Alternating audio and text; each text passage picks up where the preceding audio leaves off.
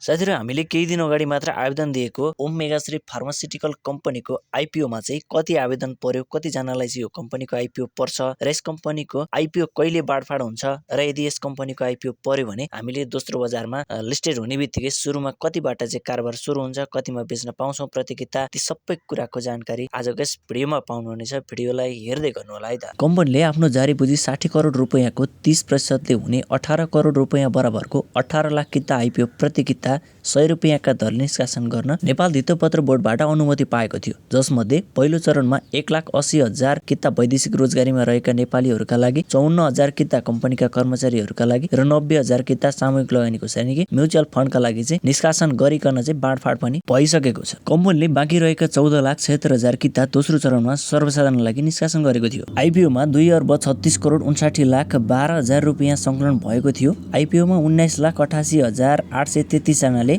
2,36,91,510 किताका लागि आवेदन चाहिँ परेको छ है त। यो आवेदन कम्पनीले माग गरेको भन्दा झन्डै 16.05 गुणा चाहिँ बढी आवेदन चाहिँ परेको छ। अब कम्पनीले बाँकी रहेको 14,76,000 किता दोस्रो चरणमा सर्वसाधारणका लागि निष्कासन गरेको थियो। आवेदन दिएकोमा 1,47,086 जनाले 10 किताका दरले सेयर हात पार्नेछन्। प्रारम्भिक तथ्याङ्क अनुसार 18,41,000 को भने हात रित्तो नै हुनेछ है त। यद्यपि तथ्याङ्क रुजु पश्चात यो संख्याबाट आवेदन अस्वीकृत हुने गर्दा चाहिँ हात रित्तो हुने संख्या पनि घट्नेछ भन्नुको मतलब कतिपयको पैसा नभएर अथवा यावत कारणले रिजेक्ट हुने सम्भावना धेरै हुन्छ। अब यो कम्पनीको आइपीओ सेयर पर्यो भने दोस्रो बजारमा कतिबाट चाहिँ सुरु होला त भन्दा हामीले प्रति किता 100 रुपैयाँमा किनेको सेयर दोस्रो बजारको पहिलो कारोबार प्रति किता 90 रुपैयाँ 17 पैसादेखि त्यसको 3 गुणाले हुने 270.51 रुपैयाँबाट चाहिँ सुरु हुन्छ है त। यो कम्पनीको आइपीओ कहिले बाँडफाँड हुन्छ त भन्दा ओम मेगाश्री फार्मास्युटिकल लिमिटेडको आइपीओ भने अर्को साता चाहिँ बाँडफाँड हुने भएको छ। बिक्री प्रबन्धक प्रभु क्यापिटलले यो साता सम्भव नहुने हुँदा अर्को साता मात्रै बाँडफाँड प्रक्रिया अघि बढ्ने बताएको चाहिँ छ। यस कम्पनीको बिक्री प्रबन्धक प्रभु क्यापिटल रहेको हुँदाखेरि उक्त क्यापिटलले चाहिँ यो साता बाँडफाँड गर्न असम्भव भएको र अर्को साताको सुरुवाती चरण आइतबार या सोमबार चाहिँ यो कम्पनीको आइपीओ बाँडफाँड हुने भनेर चाहिँ जानकारी दिएको छ। र यदि प्रभु क्यापिटलले आइपीओ अलटमेन्ट सम्बन्धी कुनै पनि नयाँ नोटिस सार्वजनिक गर्यो भने तपाईहरुलाई चाहिँ च्यानल मार्फत चाहिँ जानकारी दिनेछु। भिडियो हेरिसके पछाडि तपाईहरुले यस च्यानललाई सब्स्क्राइब गरेर हामीसँग जोडिरहनु होला है त।